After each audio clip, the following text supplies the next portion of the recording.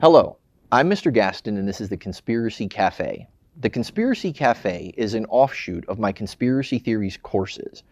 In my conspiracy theories courses, I teach students research techniques, media literacy skills, and most importantly, critical thinking skills.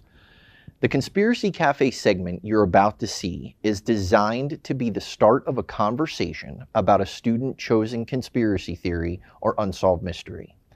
These conversations are a safe place where students can apply some of the techniques and skills that they learn in class.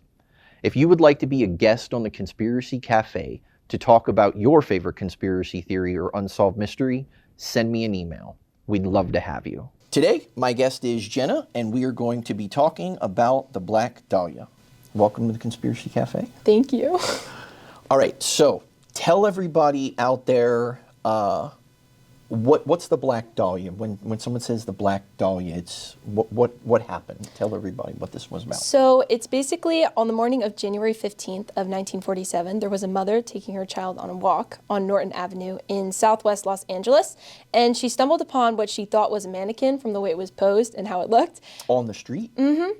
On the sidewalk. Okay. And upon further investigation, it was the body of a young naked woman that was sliced clean in half. Despite the extensive cuts on her body, there were no blood at the crime scene. The investigation was led by the LA Police Department as well as the FBI, and they quickly identified the body based off of fingerprints that were sent in. Okay. It turned out to be a young woman who was 22 years old, and her name was Elizabeth Short, and she was a Hollywood hopeful. She was later dubbed the Black Dahlia because of her black hair and because of her rumored liking of black clothing. Okay. Had you heard about it before you got into the class, or you just nope, discovered it? Just discovered it as I was looking on the list. So, what's the overall question that, because it's still an unsolved murder, correct? Mm-hmm. Okay, so what's the overarching research question that you zeroed in on? So I picked, did George Hodel kill the Black Dahlia? He was one of the many suspects that were on the list. There was an old list that had 22 suspects. Then there's a new list that only has 3 of the suspects that were on the original list. Okay, and why the discrepancy?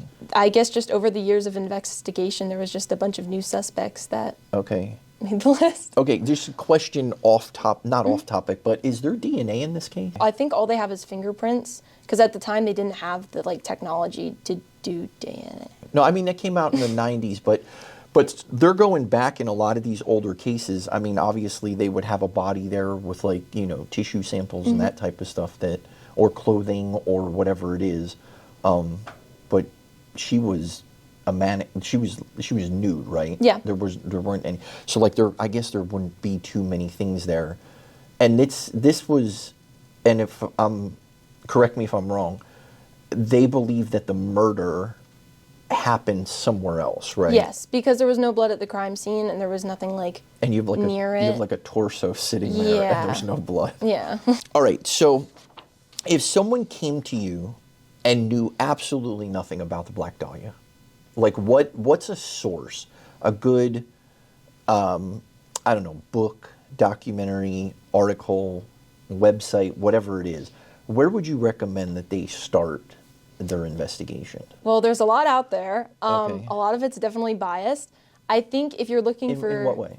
Well, just in the fact that they have a clear opinion of who did it. Okay. Especially when you get into George Hodel, you have his son who made a whole book on the fact that he thinks that it's his father, and there's a lot to unpack. But if you're looking for just a clean cut, quick understanding of it, I would go to the FBI webpage. Okay. They have original documents on there from like the autopsies and stuff, and they have practically everything you need to understand the case on just like a surface level. Okay, so then this leads me into my next question. So let's go back to this bias thing. So obviously you're picking up on the fact that as you're researching this, you're picking up these biases. So do the biases all point in like one direction, or are the biases all over the place depending on who's writing and for what purpose? Since I'm only really researching George Hodel, I've really only come across biases for him, but I know there are definitely a lot of other opinions on who it could have been. So I'm sure out there are a bunch of different biases to different people. Cool. So tell me something interesting, that you learned in your research. So there was a lot to learn, especially when it came to like autopsy parts and cuts. And one of the main things I learned was what a Glasgow smile was. I don't know how to... What is that? It's basically, so Elizabeth Short had it when she was found. It's basically when you cut somebody from like the lips to like the edge of their face and it resembles a smile. Okay. Sometimes they do it so that it's not fully cut, so that when they're getting tortured, it like opens up. Okay. The Conspiracy Cafe Project podcasts are being brought to you by the Conspiracy Coffee Company and Bakery, located in Mansfield, Pennsylvania. The Conspiracy Coffee Company and Bakery is a cafe with a friendly staff serving breakfast and lunch daily. The Conspiracy Coffee Company and Bakery also offers their own specialty grade coffee roasted on site.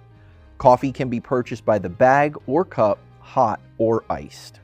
The Conspiracy Coffee Company and Bakery is located at 11 West Wellsboro Street in Mansfield, PA, and on Facebook by searching Conspiracy Coffee Company in the search bar.